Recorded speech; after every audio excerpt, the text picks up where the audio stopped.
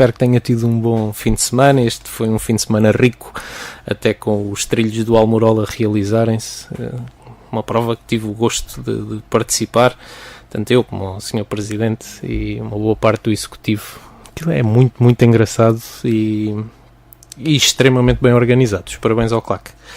Mas não é tanto coisas boas que eu venho aqui falar hoje, infelizmente.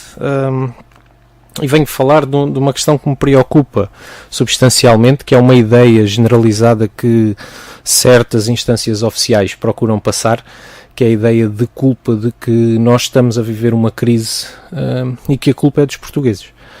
É um bocadinho sobre isso que eu gostaria de me debruçar aqui hoje. Que vivemos acima das nossas possibilidades e por isso o país caiu na situação em que caiu, de que não se trabalha o suficiente, de que tínhamos feriados a mais, de que os ordenados eram muito altos, de que no fundo os portugueses eram uns gastadores e não se sabiam orientar. Bem, eu tenho uma ideia completamente contrária a esta realidade. Nem sequer a posso aceitar. Esta ideia que o nosso governo tem passado ao longo dos últimos 4 anos é uma ideia extremamente errada. Nós temos sido sempre um povo extraordinário na forma como evoluímos. Nós temos uma democracia jovem, não nos podemos esquecer disso, e que evoluímos de um dos países mais pobres para fazer parte de um dos países mais ricos do planeta. Portanto, obviamente, nestes últimos anos, desde o 25 de Abril, erros foram cometidos transversalmente por toda a gente, mas também fizemos o país avançar no caminho certo, o caminho da democracia, o caminho da liberdade.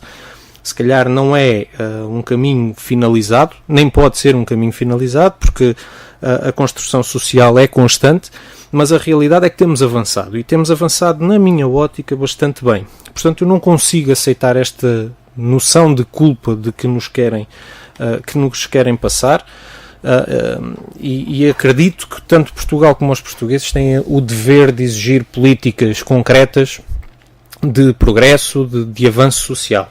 E isto preocupa-me numa altura onde o desinvestimento, nomeadamente em termos de políticas autárquicas, tem sido substancial. Ou seja, aprova-se uma lei no Parlamento de descentralização de competências, mas que, para além de ser um emaranhado em que os municípios, ou a maior parte dos municípios, a Associação Nacional de Municípios também, com a qual não concorda, mas para além de ser esse emaranhado com o qual não se concordam, a realidade é que essa lei prevê a transferência de um conjunto de competências, mas não se fala em transferir a capacidade financeira para que as autarquias façam essas competências, executem esses trabalhos que a Administração Central não deseja ter na sua posse, que se quer livrar literalmente, mas depois não dá condições aos municípios para as executar. Isto não é fazer avançar Portugal, isto é criar o caos em Portugal, porque nós somos o país da OCDE com menos transferências da administração central, estamos a falar de cerca de 4% que o Governo Central transfere para as suas autarquias, quando a média da OCDE é de 25%. Portanto, temos aqui um longo caminho a percorrer.